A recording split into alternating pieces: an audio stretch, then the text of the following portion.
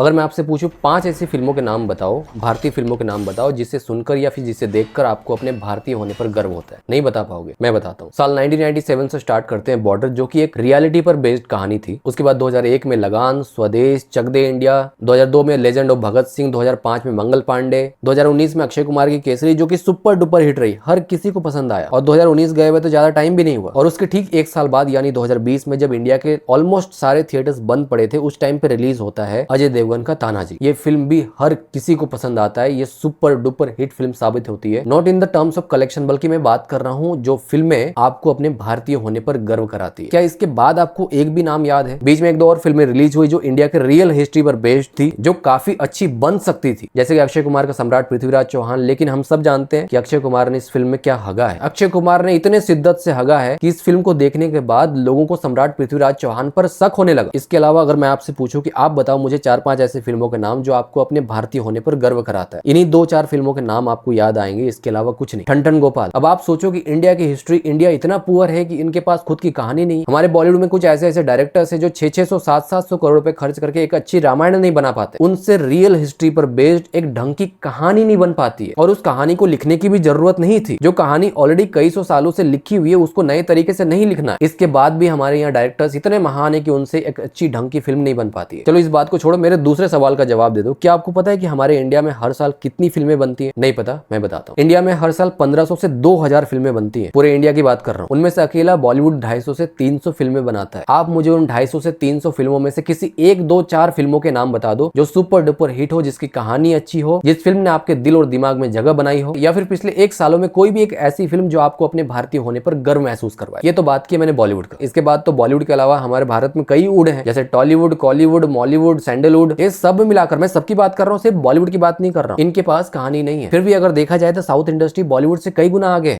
Cheating करता है तू। खैर इतना नेगेटिव होने की जरूरत नहीं, क्योंकि हमारे बॉलीवुड में अभी भी लक्ष्मण उटेकर की तरह कुछ गिने चुने डायरेक्टर्स बचे हुए हैं जो आपको अपने भारतीय होने पर गर्व महसूस करवाएगा। मैं बात कर रहा हूँ फिल्म छावा की। चैन जैसा तेरा ख्याल। अरिजीत सिंह को बहुत बहुत धन्यवाद। आपका जन्म इंडिया में हुआ है, और अभी मैंने देखा था कि वे हाल फिलहाल में सोनू निगम अरिजीत सिंह को ट्रोल कर रहे थे या फिर उनको टारगेट कर रहे थे। तो देखो सोनू भाई, आप अच्छे सिंगर हो, अच्छे इंसान भी हो, बहुत अच्छा गाते हो, बहुत अच्छे सिंगर हो, लेकिन अरिजीत सिंह वो अवतार है। कहते हैं ना कि कुछ लोग जन्म लेते हैं, कुछ लोग अवतार लेते हैं। आज तक इंडियन हिस्ट्री में ऐसे बहुत कम सिंगर्स हुए हैं जिन्होंने करोड़ों करोड़ों लोगों के दिल को छुआ है, जिनसे कोई भी नफरत नहीं करता, और मेरे ख्याल से कर भी नहीं सकता, चाह कर भी नहीं कर सकता। इसके बाद भी अगर पूरे दुनिया में, पूरे अर्थ की बात कर रहा हूं मैं, उसमें से अगर कोई एक इंसान भी अरिजीत सिंह से नफरत करता हो तो मैं उसको सजेस्ट करना चाहूंगा कि अरिजीत सिंह का कोई भी गाना उठाकर सुन लो, आपको उससे मोहब्बत होने में 5 सेकंड लगेंगे। जैसे ये गाए हो जाने तू जानू मैं।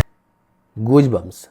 तो मैं वही बात कर रहा था कि इंडिया में बहुत बहुत बहुत ना के बराबर फिल्में बनी है जो आपको अपने भारतीय होने पर, आपको एक हिंदू होने पर गर्व महसूस करवाए। उन्हीं में से एक ये फिल्म है। मुझे पता है कि इस फिल्म को बहुत सारे लोग टारगेट करने वाले हैं। इस फिल्म को लेकर बहुत सारी नेगेटिविटी भी फैलने वाली है, और ऑब्वियसली ऐसे लोग हैं जिनको ये पसंद नहीं आएगा जो मुगलों को पसंद करते हैं, क्योंकि छत्रपति संभाजी महाराज वो इंसान थे जिन्होंने मुगलों को पेला है। कभी भी उनके सामने घुटने नहीं टेके, मरना स्वीकार किया लेकिन कभी घुटने नहीं टेके। तो भाई एक इंसान जो मुगलों को पेल रहा है, उस इंसान को मुगलों को चाहने वाले लोग क्यों पसंद करेंगे? तो बहुत सारे लोग आएंगे नेगेटिविटी फैलाने के लिए, लेकिन आई डोंट केयर। मैं उनकी बात नहीं कर रहा हूँ, मैं उनकी बात कर रहा हूँ जो भारतीय है, जो सच में भारतीय, जिनको आज भी लगता है कि भारत में ऐसे टैलेंट्स बचे हुए हैं, विकी कौशल की तरह, जो किसी भी कैरेक्टर में जान फूंक सकता है। अगर बात करें फिल्म की कैरेक्टर की, तो फिल्म का कैरेक्टर पूरा का पूरा विकी कौशल यानी कि छत्रपति संभाजी महाराज के आसपास घूमता हुआ दिखेगा। आपको बीच बीच में आपको रश्मिका मंदाना जी भी दिखेंगे। इस फिल्म में रश्मिका मंदाना के कई सारे शॉट्स देखकर आपको बाजीराव मस्तानी के प्रियंका चोपड़ा याद आने वाले हैं। बीच बीच में आपको तानाजी वाले स्वैग की झलकियां भी देखने को मिलेंगी, और साथ में विकी कौशल का आपको वो अंदाज देखने को मिलेगा, मेरे ख्याल से उससे बढ़कर देखने को मिलेगा जो आपने सर्जिकल स्ट्राइक में देखा था। अब बात करते हैं, फाड़ देंगे मुगल सल्तनत की छाती अगर मराठा साम्राज्य के विरुद्ध सोचने की जरूरत की।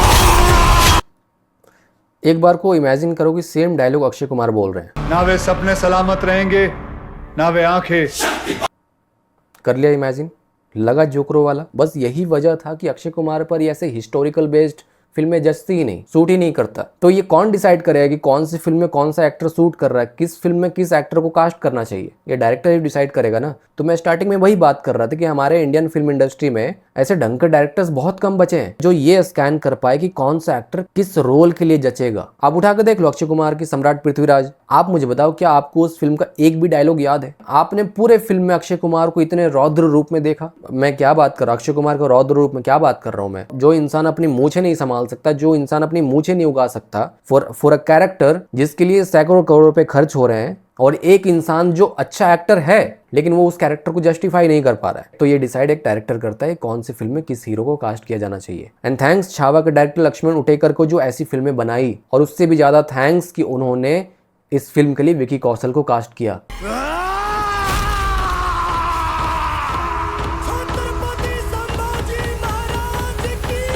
आपको एक चीज दिखाता हूँ, इस पिक्चर को ध्यान से देखो। आप इमेजिन कर पा रहे हो कि अक्षय बिल्कुल हूबहू औरंगजेब की तरह दिख रहे हैं। इसे कहते हैं रियल टैलेंटेड डायरेक्टर। आप विकी कौशल को देखकर ये नहीं बोल सकते कि अरे यार वो मजा नहीं आया, वो फील नहीं आया, ये छत्रपति संभाजी महाराज जैसे लग ही नहीं रहे हैं, वो डायलॉग डिलीवरी सब कुछ परफेक्ट। आप ये बोलोगे कि इससे बेटर तो मिल ही नहीं सकता। सेम चीज आप अक्षय खन्ना को लेकर भी बोलोगे कि औरंगजेब के रोल के लिए इससे बेटर तो कोई कैरेक्टर मिल ही नहीं सकता था। तो ये पॉसिबल हो पाया है डायरेक्टर लक्ष्मण उटेकर की वजह से।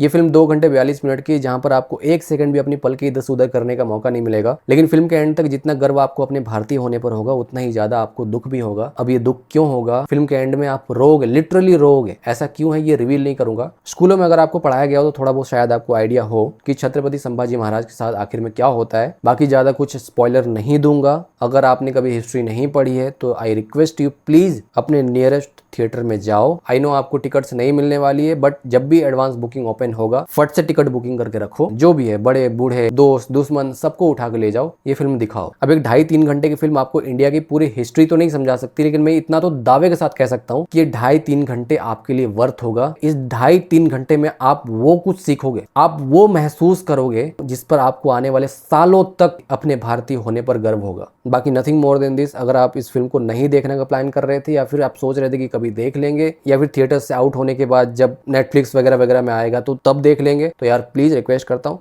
मत वेट करो। मैं आपको ये बात इसलिए कह रहा हूँ कि आप इस फिल्म को जाकर थिएटर में ही देखना, क्रैक वर्जन का वेट मत करना। क्योंकि एक अच्छा एक्टर और एक अच्छा डायरेक्टर और खासकर एक प्रोड्यूसर किसी भी फिल्म में अपना समय और पैसा तभी लगाते हैं जब वो फिल्में अच्छी कमाई करती है, जब कलेक्शन होगा। ओवरऑल ये सब कुछ एक बिजनेस है, और उन्हीं बिजनेस के थ्रू आप थोड़े टाइम के लिए एंटरटेन हो जाते हैं। उन्हीं सैकड़ों फिल्मों में से 1-2 फिल्में ऐसी होती है जो आपको अपने भारतीय होने पर गर्व महसूस करवा कर जाती है। आप दुनिया भर में अपना छाती चौड़ा करके बोल सकते हो कि नहीं, आई एम इंडियन, क्योंकि हमारे भारत में, हमारे इतिहास में छत्रपति संभाजी महाराज जैसे लोग हुए हैं। आप ये तभी महसूस कर पाओगे जब एक अच्छा डायरेक्टर एक अच्छे कैरेक्टर के लिए एक अच्छे एक्टर को कास्ट करेगा, और ये सब कुछ तब होगा जब ये फिल्में अच्छा कलेक्शन करेगी। जब इस तरह की अच्छी फिल्में पैसे ही नहीं कमाएगी तो कोई भी डायरेक्टर या कोई भी प्रोड्यूसर पैसे क्यों लगाएगी, इस तरह की फिल्में क्यों बनाएगी। इसलिए आई रिक्वेस्ट यू कि अच्छे एक्टर्स के साथ वो मत करना जो सुशांत सिंह राजपूत या इरफान खान जैसे एक्टर्स के साथ हुआ। अच्छे एक्टर्स भी तभी एक्टिंग कर पाएंगे, अच्छे एक्टर्स को आप तभी पर्दे पर देख पाएंगे जब उसे कोई कास्ट करेगा, और अच्छे एक्टर्स को तभी कास्ट किया जाएगा जब अच्छी फिल्में हिट होंगी। बाकी आप समझदार हो, आपको क्या करना है, लेकिन नीचे कमेंट करके जरूर बताना कि आपको विकी कौशल की एक्टिंग कैसी लगी। और एक चीज कमेंट करके जरूर बताना कि अगर ये फिल्म गलती से फ्लॉप होती है तो इतना तो पक्का होगा कि कहानी अच्छी है, कहानी बोरिंग हो ही नहीं सकता। इसके बाद भी अगर ये फिल्म फ्लॉप होती है तो इसमें गलती किसकी होगी, एक्टर्स, डायरेक्टर्स, प्रोड्यूसर या हम ऑडियंस? कमेंट करके जरूर बताना।